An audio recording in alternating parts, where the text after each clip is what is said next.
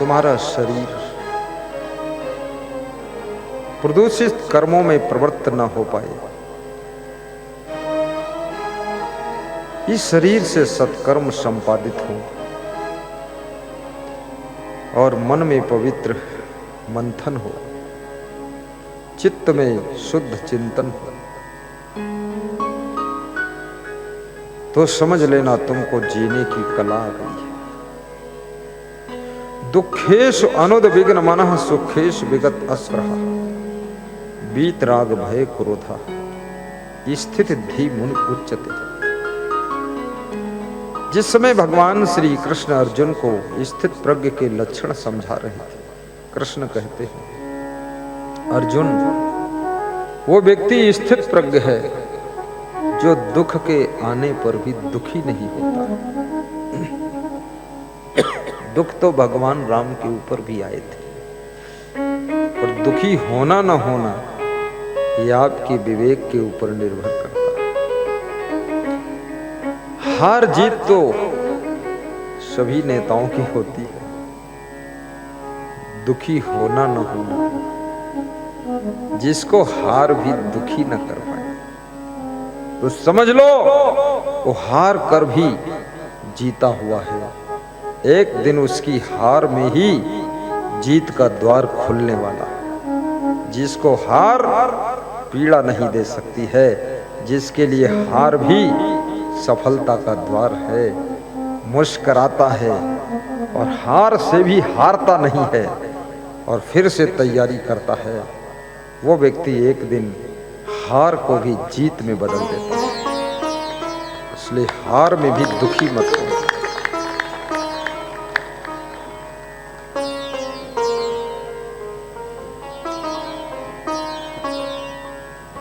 वियोग में भी दुखी मत होना। दुखेश अनुद विघ्न मना, वो व्यक्ति स्थित प्रज्ञ है, वही व्यक्ति आत्मज्ञानी है, जिसको दुख दुखी नहीं कर पाता है, जिसको कोई वियोग विचलित नहीं कर पाता है, और जिसको कोई पीड़ा दर्द नहीं दे पाती है। भगवान राम अयोध्या से जब विदा होते, प्रेम तो है अयोध्या से, परंतु पूज्य पिता श्री महाराजा दशरथ की आज्ञा का पालन, मां की मनोभावना को पूर्ण करने के लिए वनवास में जब उनका पहला पड़ाव निषाद राज के यहां होता, वहां रोते नहीं हैं, शिंसपा नाम के वृक्ष के नीचे पत्तियों को बिछाकर प्रभु विश्राम कर रहे हैं और प्रभु को बहुत गहरी नींद आ गई है। लक्ष्मण और निषाद राज दोनों पहरेदारी कर रहे हैं। याद रखना, आपके साथ में यदि कोई मूल्यवान व्यक्ति है और यदि वो रात में सो रहा है तो उसकी सुरक्षा में पहरेदारी की आवश्यकता है।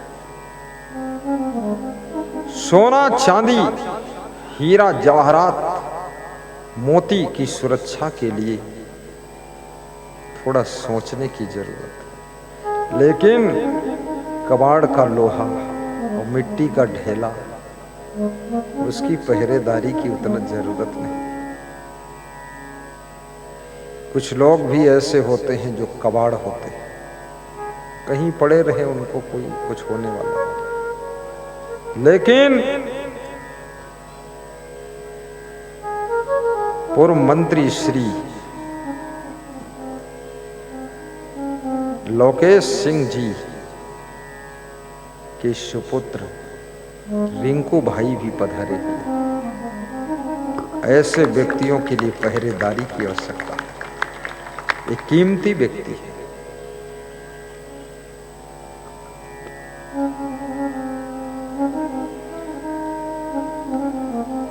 आपके पिता पूर्व मंत्री थे, उनका नाम लोकेश सिंह था, आपका नाम श्री वीरेश सिंह है, और प्रेम से लोग रिंकू भैया के नाम से पुकारते हैं। उपनाम रिंकू छोटा नाम है, और प्रेम में लोग छोटा नाम ही बोलते हैं। राम का नाम कितना छोटा, 2 ही शब्द है। ध्यान एकाग्र करो। दुखेश अनुद्विग्न मनः सुखेश विगत अस्पृहा। कृष्ण कहते हैं अर्जुन, जो सुख के मिलने पर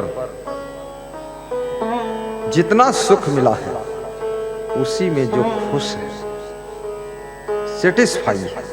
देखिए बहुत बारीक बात है, सुख सबको मिला है लेकिन सुख से भी लोग संतुष्ट नहीं। जो सुख मिला है उसमें संतुष्ट नहीं। जो पति मिला है, जो पत्नी मिली है, जो बेटा मिला, बेटी मिली, बहू मिली, घर मिला, मकान मिला, गाड़ी मिली, उसमें सेटिस्फाई नहीं, संतुष्ट नहीं। इससे भी अच्छा और चाहिए। जब ये बात अंदर पैदा हो जाती है तो जो सुख मिला है उस सुख का स्वाद तुम नहीं ले पाते हो, और जो सुख नहीं मिला है उसकी कामना और कल्पना में तुम्हारा मन उसकी दौड़ में लग जाता है। तो वर्तमान का सुख भी तुम्हारे लिए वंचित हो जाता है, और जो काल्पनिक सुख सोच रखा है वो मिले न मिले उसका कोई भरोसा नहीं है। तो दोनों दिन से गए पाड़े, न हलवा रहे न माड़े। जो सुख मिला था इसको भी नहीं भोग पाए, और जिस सुख की कल्पना कर रहे थे वो मिलेगा कि नहीं मिलेगा कुछ पता नहीं। इसलिए जो पत्नी मिली है उसमें खुश रहिए, जो पति मिला है खुश रहिए, और जो घर मिला है उसी में सुंदर रंग लगा करके, थोड़े फूल लगा करके, उसी को डिजाइन करके उसी में खुश रहिए। मैं करीब 34 साल आश्रम में 9 फीट चौड़ा और 13 फीट लंबा कमरा था उसमें रहा, और 6 साल 8 फीट चौड़ा और 9 फीट लंबा में रहा। लेकिन याद रखना, मैं तो मैं था, कमरा तो छोटा था बड़ा था। और आज वो जिंदगी है कि हर 3 दिन बाद कमरा बदलता है, घर बदलता है, जिला बदलता है, गांव बदल जाता है। कभी छत वाला मिलता है और कभी राजमहल जैसा मिलता है, कभी टीन शेड का मिलता है, कभी टाइल की फर्श है, कभी सीमेंट की है, और कभी खिड़की बड़ी है तो कभी खिड़की छोटी है। लेकिन व्यवस्था एक जैसी कभी नहीं रह सकती है, परंतु आप अपने मन को समझा करके एक जैसा खुश रख सकते हैं। ये स्वतंत्रता आपके हाथ में।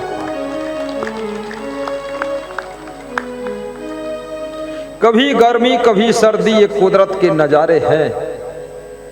प्यासे वह भी रह जाते जो दरिया के किनारे हैं, जो दरिया के किनारे हैं।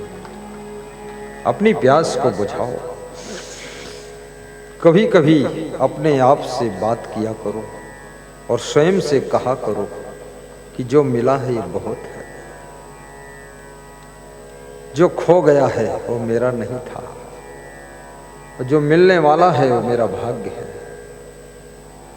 और जो मिलने वाला ही नहीं है उसका मेरे अंदर त्याग है। झंझट खत्म करो। और याद रखना, कर्म एक ऐसी चाबी है जो भाग्य के बड़े से बड़े ताले को खोल देता है। आप भाग्य की रेखाएं मत देखिए, ज्योतिषी के चक्कर में मत फंसिए, कोई इस तरह के ठग बाबा के चक्कर में मत फंसिए कि बाबा कुछ कर देगा।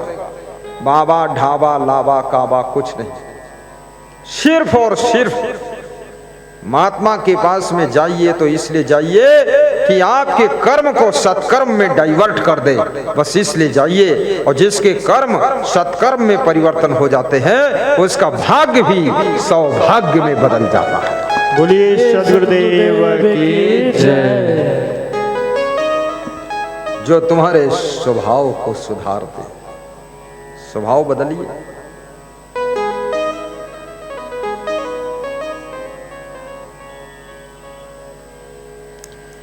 एक स्त्री बहुत दुखी रहती थी, रोती थी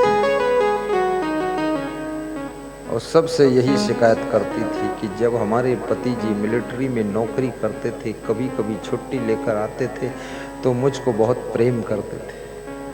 अब रिटायर हो गए, अब परमानेंट घर ही में रहते हैं 24 घंटे, अब वो वाला प्रेम नहीं देते, अब कभी कभी डांटते भी। तो दुखी थी इस बात से। लोग प्रेम चाहते हैं, डांट खाना नहीं चाहते। लेकिन याद रखना, गुलाब का फूल चाहते हो तो गुलाब के फूल के पड़ोस में कांटे भी लगे रहते हैं।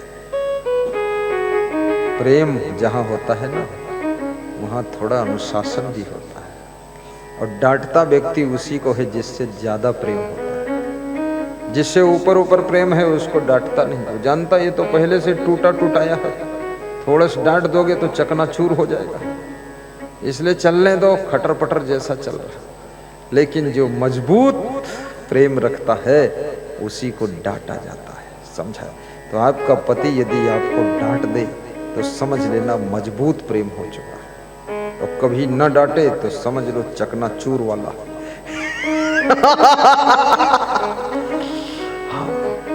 और आपकी पत्नी कभी कभी आपको थोड़ा टाइट समझाए, राइट समझाए, तो समझ लेना इसने अब आपको दिल में बसा लिया।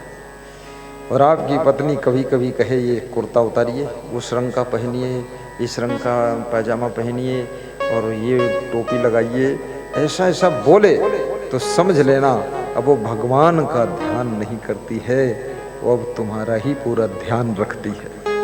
हाँ, इसलिए ऐसा कहती है।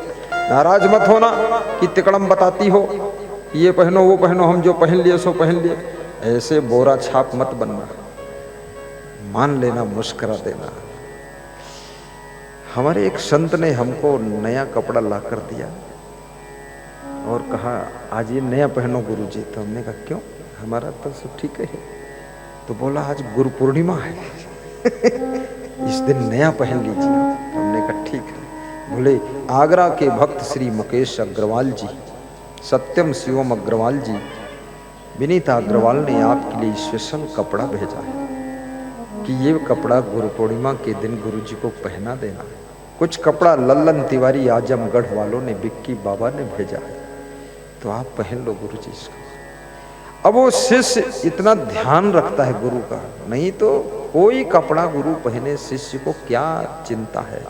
शिष्य तो बस रघुपति राघव राजा राम, पता न पावई चेला राम। शाम हुई तो करें आराम। कौन फिक्र करता है? जिसकी तुम फिक्र करते हो, किसकी फिक्र करते हो? जिससे तुम्हारा प्रेम होता है। और जिससे प्रेम होता है उसके लिए तुम अपने सुख को भी त्यागना चाहते हो, सुविधा को भी त्यागना चाहते हो, आराम को त्यागना चाहते हो, नींद को भी त्यागना चाहते हो, बीमारियों से मुक्त रहना चाहते हो। दोपहर में नहीं, सवेरे सवेरे 2.5 किलोमीटर जाइए और 2.5 आइए, पद यात्रा करिए। उसी को प्रातः की परिक्रमा समझ लीजिए। और ये भी याद रखना, खाली पेट जाइए। ऐसा नहीं है कि 4 समोसा खाकर जा रहे हैं, कोई फायदा नहीं होगा, क्योंकि तुम्हारा पेट हिलेगा ही नहीं, क्योंकि उसमें समोसा राम बैठे। दारू पीकर भी नहीं जाना, बस पानी पीकर। तेज चाल में चलना, ऐसे भी नहीं चलना बूढ़े हाथी जैसे, ऐसे चल रहे पांव धर रहे, हा, ऐसे नहीं, सरपट तेज। और हंसना भी है रोज। हंसना सीखो, अपने परिवार को भी हंसाना सीखो, घर के बड़े बुजुर्गों को हंसाना सीखो, बच्चों को हंसाना सीखो, वाइफ को हंसाना सीखो, हस्बैंड को भी हंसाना सीखो। ये गुमसुम वातावरण, सीरियस वातावरण घर में बनाना, शमशान घाट जैसा मौसम बना के रखना, इससे जल्दी मौत भी आएगी और शुगर की बीमारी आएगी, हार्ट अटैक की बीमारी आएगी, बीपी हाई हो जाएगा और चेहरा बदसूरत हो जाएगा और जल्दी बुढ़ापा आ जाएगा। इसलिए आपके घर में सुबह से शाम तक कम से कम 10 बार ठहाका लग जाना चाहिए। जोर से हंसना चाहिए, लेकिन जोर से बहुत कम लोग हंसते हैं। हंसी आती नहीं है। भगवान कृष्ण हंसते रहते थे, 120 साल तक जीवित रहे। हंसने से आयु बढ़ती है, बुद्धि का स्मरण बढ़ता है। ये ज्यादा गुमसुम रहोगे, खोपड़ी बचेगी, बुद्धि बिल्कुल नहीं रह जाएगी। हंसने से पूरी बॉडी रिचार्ज होती है और गहरी नींद में सोने से पूरी बॉडी की सर्विसिंग होती है। 10,000 वर्ष पहले वेद ऋषियों ने सूचना दी थी कि सोने के समय सिर्फ सोइए, सोचिए मत, सो जाइए। दरवाजे बंद करके सोइए, दरवाजे मजबूत लगाइए, कुंडी सही लगाइए, मेन दरवाजा बंद करिए, छत में छेद है उसमें जाली डालिए, उसमें भी लॉक करिए, सीढ़ी वाला दरवाजा भी ऊपर बंद करिए, नहीं छत से चोर आएगा। अंदर टेंशन रहेगी, टेंशन में नींद नहीं आएगी। काम कंप्लीट करो। घर बहुत बड़ा मत बनाओ, 200 फीट लंबा बनाने की जरूरत नहीं है। घर सुंदर बनाओ, सुविधाजनक बनाओ और कम से कम 4 मंजिल ऊंचा बनाओ। ऊपर हवा अच्छी लगती है, कीड़े मकोड़े चोर चांटे आने में ऊपर तकलीफ भी रहती है। नीचे सामान और मेहमान, दूसरी मंजिल में तुम और तुम्हारा परिवार, तीसरी मंजिल में बेटा बहू, चौथी मंजिल में दूसरा बेटा बहू, तो हर मंजिल में किचन, लेट, बाथ, सीढ़ी कंप्लीट, पानी टंकी कंप्लीट, एकदम व्यवस्था अच्छी करो। दिमाग इसी में लगाओ, 2 ही चीज में माइंड लगाना है, उन्नति और भक्ति। बस भक्ति से शांति मिलेगी और उन्नति से सुविधा मिलेगी। और शरीर को सुविधा चाहिए और मन को शांति चाहिए और आत्मा को मुक्ति चाहिए, और कुछ नहीं चाहिए। आत्मा को मुक्ति चाहिए।